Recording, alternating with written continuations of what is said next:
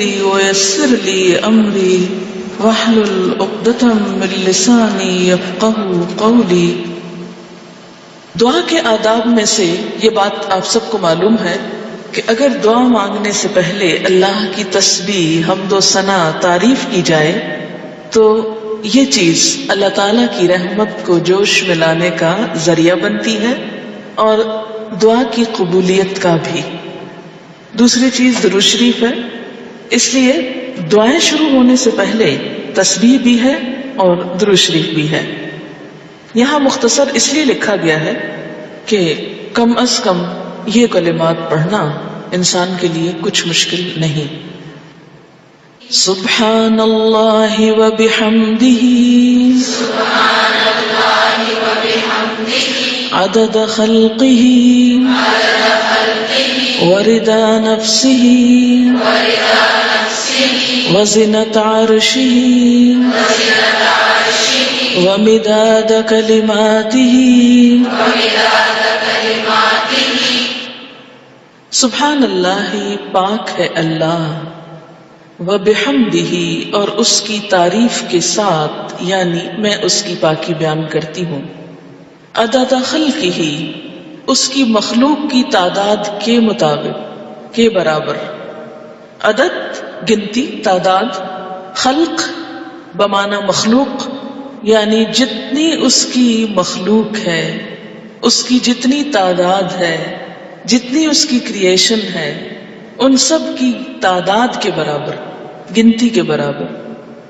وردا، اور رضامندی، نفس ہی، اس کے نفس کی، یعنی اس کے نفس کی یا اللہ تعالی کی ذات جس چیز پہ راضی ہے اور جتنی تعریف پہ راضی ہے اتنی تعریف کرتی ہوں۔ وزنت عرشہ، اور اس کے عرش کے وزن کے برابر، یعنی جس عرش پر اللہ تعالیٰ متمکن ہے اس کا جتنا وزن ہے ہم تو اس کا احاطہ بھی نہیں کر سکتے، اس کے برابر۔ ومداد، اور سیاہی، کلمات ہی، اس کے کلمات کے لکھنے کی، یعنی قرآن پاک میں آتا ہے کہ اگر سارے سمندر سیاہی بن جائیں اور اتنے ہی اور بھی، اور سارے درخت قلمیں بن جائیں اور اللہ کے کلمات، اس کی تعریف لکھی جانے لگے تو سارے سمندر خشک ہو جائیں، لیکن اللہ کی باتیں کبھی ختم نہ ہوں۔ تو اس لیے اس کے کلمات یا اس کی باتیں لکھنے کے لیے جتنی سیاہی چاہیے اس کے برابر۔ یہ مسنون تسبیح ہے اور بہت ہی خوبصورت، چند لفظ ہیں لیکن ایک بندہ مومن کے دل کے اندر اللہ تعالیٰ کی محبت کے لیے، اس کی عظمت بیان کرنے کے لیے جو اس کے جذبات ہیں اس کی ایک عکاسی ہے۔ اب دیکھیں کہ اللہ تعالیٰ کی ذات جتنی بلند ہے اور اس میں جتنی خوبیاں ہیں ان کا احاطہ کرنا ہم جیسے کم عقل اور حقیر انسانوں کے لیے ممکن ہی نہیں۔ نہ وہ ہماری عقل میں سما سکتا ہے، نہ ہمارے تصور میں، اور نہ ہی ہماری اتنی زندگی ہے، نہ ہماری اتنی قوت ہے، نہ اتنی طاقت ہے، مجال ہے کہ ہم واقعی اس کی تعریف کا حق ادا کر سکیں۔ اس کی تسبیح کائنات کی ہر چیز بیان کر رہی ہے۔ وَإِن مِّن شَيْءٍ إِلَّا يُسَبِّحُ بِحَمْدِهِ، کوئی چیز ایسی نہیں جو اس کی تسبیح نہ کر رہی ہو۔ وَلَٰكِن لَّا تَفْقَهُونَ تَسْبِيحَهُمْ، لیکن تم ان کی تسبیح کو سمجھتے نہیں ہو۔ سَبَّحَ لِلَّهِ مَا فِي السَّمَاوَاتِ وَمَا فِي الْأَرْضِ، تسبیح کر رہی ہے اللہ کی ہر وہ چیز جو آسمانوں میں ہے، ہر وہ جو زمین میں ہے۔ جب ہر چیز اس کی تسبیح میں لگی ہوئی ہے تو میری زبان اس کی تسبیح سے خالی کیوں رہے؟ اگر میں نہیں کروں گی تو میری محرومی ہے۔ اللہ تعالیٰ کا تو کچھ بھی نقصان نہیں۔ بے شمار فرشتے صرف پیدا ہی اس لیے ہوئے ہیں کہ وہ اللہ کی تسبیح بیان کریں، اس کی تعریف بیان کریں۔ اس لیے تسبیح کرنا سراسر خود انسان کے اپنے فائدے کے لیے ہے۔ اس طرح انسان باقی کائنات کا ہم نوا ہو جاتا ہے. جس ذات سے جتنی محبت ہوتی ہے اس کے لیے الفاظ کا چناؤ اتنا ہی مشکل کام ہوتا ہے، اور اللہ کی تعریف کے لیے الفاظ کا چناؤ ہم عام انسانوں کے بس میں نہیں.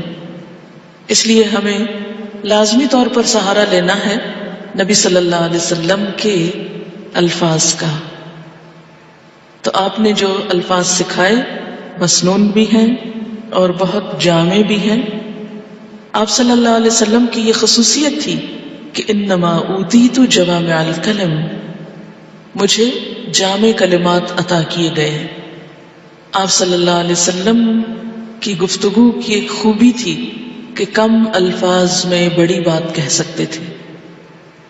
تو یہاں بہت کم الفاظ میں بہت خوبصورت طریقے سے اللہ تعالیٰ کی تسبیح بیان کی گئی ہے.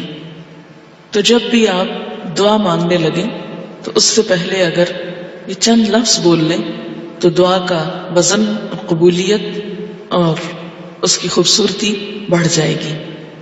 آپ دیکھیں کہ دعا کے شروع میں اور آخر میں تسبیح پڑھنا اور درود شریف پڑھنا یہ ایسا ہی ہے کہ جیسے کسی کو کچھ دینے کے لیے آپ ایک خوبصورت جیسے گفٹ پیپر ہوتا ہے یا اچھا کوئی برتن ہو سکتا ہے یا کوئی بھی چیز جس میں آپ کوئی چیز ڈال کر دے رہے ہیں. مثلاً آپ نے خوبصورت خط لکھا اور گندے سے انویلپ میں ڈال کے دے دیں تو وہ تاثر کیسا ہوتا ہے؟ درست نہیں ہوتا. اسی طرح آپ اچھی سے اچھی بات کہنا چاہیں مگر الفاظ اچھے نہ ہوں تو اس کے اندر خوبی نہیں آئے گی اچھی سے اچھی بات میں.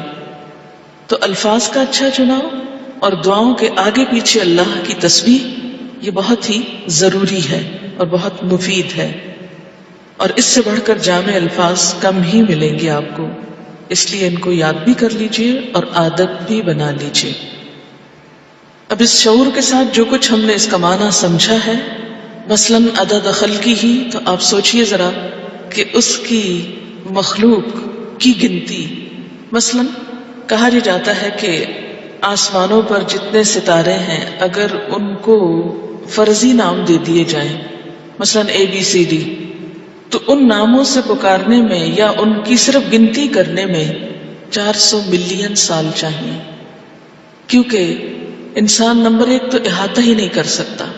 اور اگر صرف گننے لگے ان کو، صرف ستاروں کو، ابھی زمین کے ذرات کو نہیں، ریت کے ذرات کو نہیں، اگر آپ میں سے ہر ایک کو پورا کراچی شہر مثلاً سمندر کے کنارے پہنچ جائے اور ایک ایک گلاس ریت کا اٹھا کر اس کو دے دیا جائے ہر شخص کے کہ اس کے ذرات گنو، تو میرا خیال ہے کہ صرف وہ ذرے گننے میں اس کو کئی سال لگ جائیں، ایک عمر بیت جائے. تو ہم نہ تو یہ ذرات گن سکتے ہیں، نہ یہ ستارے گن سکتے ہیں، اور نہ ہی ہماری اتنی عمر ہے. تو یہ ایک تسبیح لے کے اگر ہم چند دفعہ سبحان اللہ کہہ بھی دیتے ہیں تو اس سے حق نہیں ادا ہوتا. سارا دن بھی بیٹھ کے تسبیح پڑھیں تو مت کبھی سوچیں کہ ہم بڑے عبادت گزار ہو گئے اور بہت کچھ کر لیں، کچھ نہیں کیا. کبھی اپنی عبادت کا انسان کو غرور نہیں آنا چاہیے، نہ کبھی عبادت کے تکبر میں مبتلا ہوں، کیونکہ ہم اللہ کا حق ادا کر ہی نہیں سکتے. تو پھر جب انسان یہ کہتا ہے عدد خلق ہی، تو گویا وہ سب کچھ گنا گیا جو آپ ویسے نہیں گن سکتے. لیکن شرط یہ کہ دل سے کہیں عدد خلق ہی ورضا نفس ہی، اتنی تسبیح جس پہ وہ راضی ہو جائے، بس مجھے اس کو راضی کرنا ہے.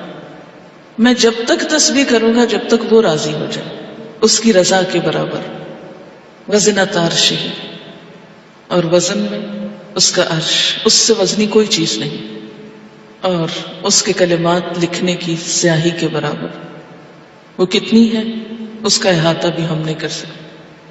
اب آپ دیکھیں لیکوڈ بھی آ گیا اور ایبسٹریکٹ چیز بھی آ گئی اور ٹھوس چیز بھی آ گئی، یعنی ہر چیز کا ایک طرح سے احاطہ کیا گیا.